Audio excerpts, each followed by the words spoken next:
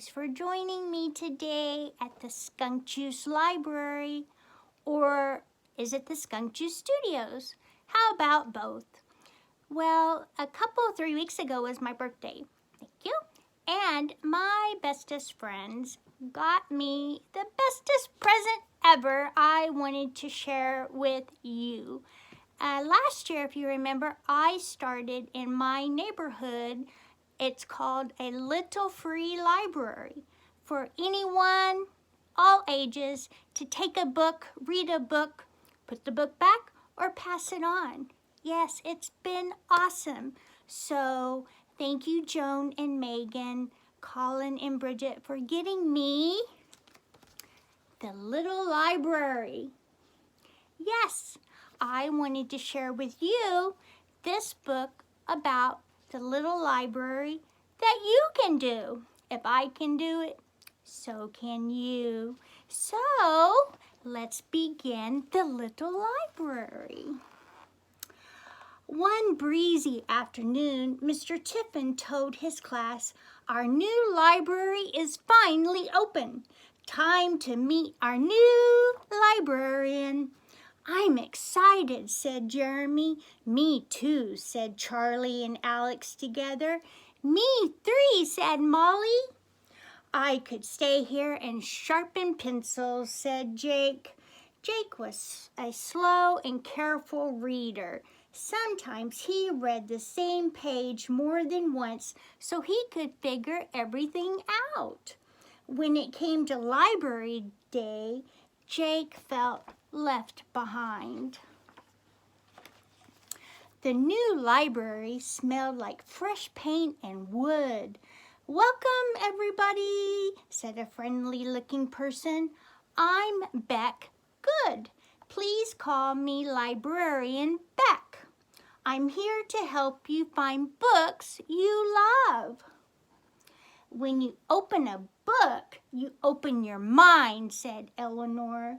"When you open a book," said Jake. "Why don't you explore the library for a while," said Librarian Beck. "That will help me get to know you." Kimmy headed to the science section.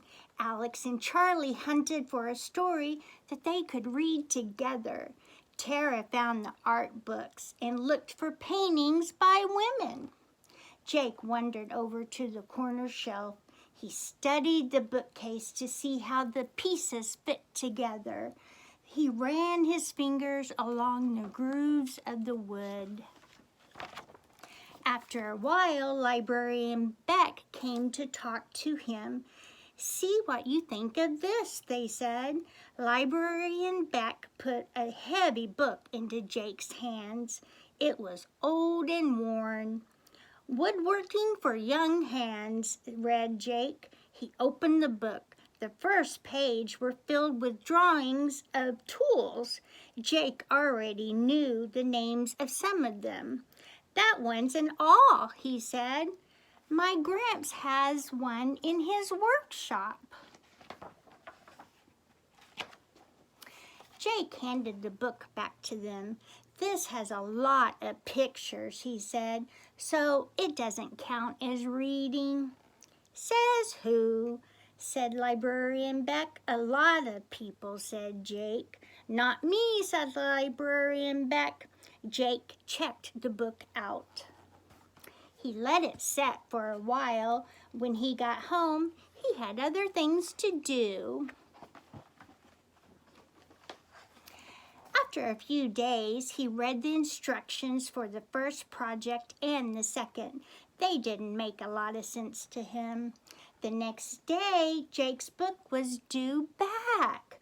Slowly, he handed it over. "The instructions are pretty hard." "But it looks like you took some good notes," said Librarian Beck. "Want to keep it another week?" "Sure," Jake said. Jake spent the next week reading more of the book, still slowly. The more he read, the more curious he became about things made of wood.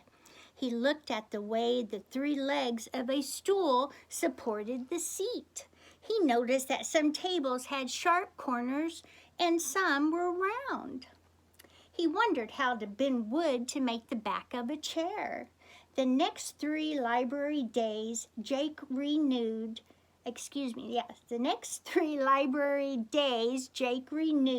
woodworking for young hands.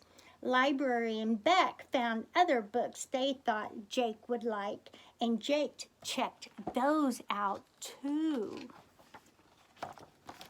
On a warm, sunny morning, Librarian Beck had an announcement to make. All library books need to be returned before the end of school, they said.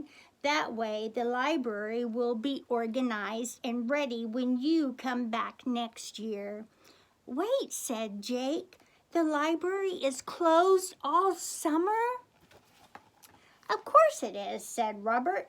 Jake looked down at woodworking for young hands.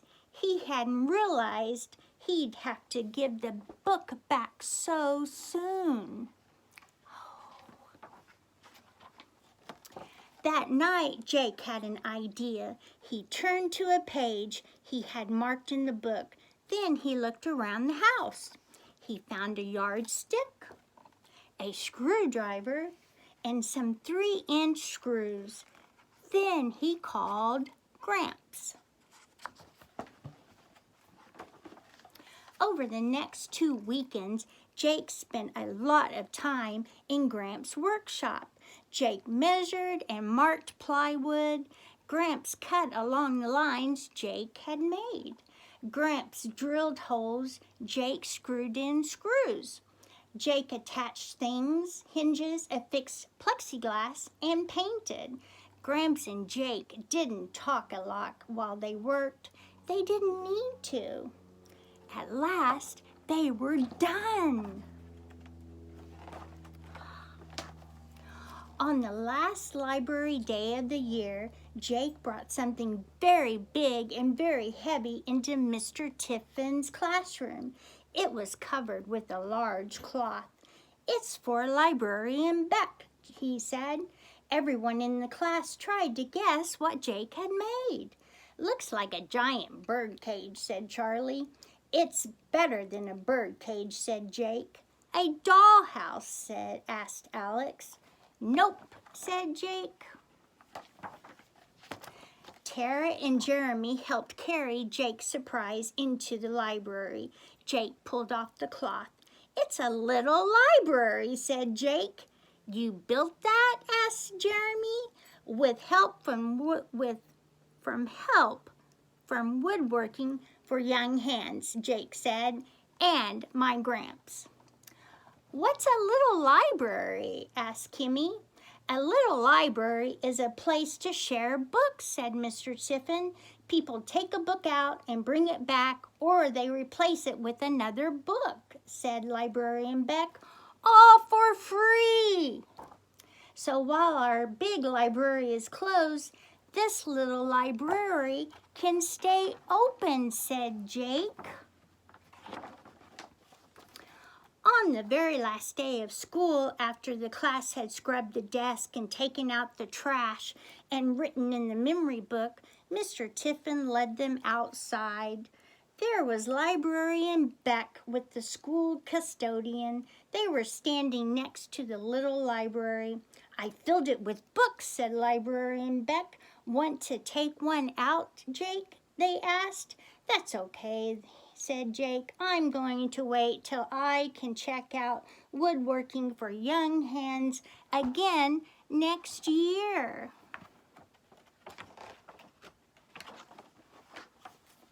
All that summer, Jake's little library stayed busy.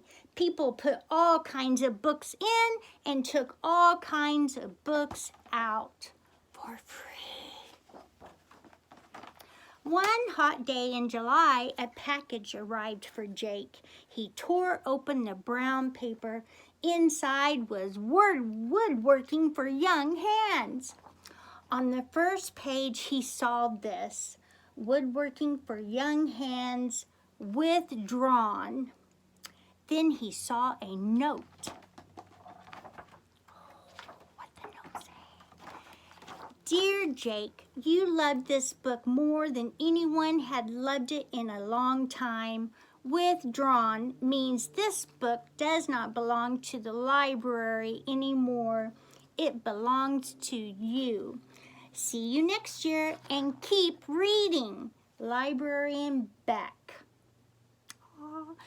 And a little note from Jake about little free libraries. It turns out there are thousands of libraries like the ones I made all over the country and all over the world. They're called Little Free Libraries. And if you want to find out more about them, you can go to littlefreelibrary.org. You'll see a ton of information about starting a little free library, from choosing a good spot to asking a grown-up to help keep the library going. You can order a kit from the Little Free Library website, or you can download plans to work from. Your Little Free Library can even appear on an interactive map of the world. How cool is that? It's the end of the book, but the beginning of your Little Free Library. How fun! Yes, again, I started mine a year ago on my birthday, and it has just been so busy. And again, I thank Joan and Megan, Colin and Bridget for this awesome book. And they got me a stamp that says, I can't read it on the, but from the Little Library of Carly Cartmill. So I can stamp all of those books and share the love to put in my own little free library. So when you're in your neighborhood, what do? Stop for a little free library and the squirrels. Okay? Thanks for joining me this day, and I want to wish you the best, and please sprinkle that kindness. Have a great holiday. It's coming around the corner, and I will see you soon. Thank you.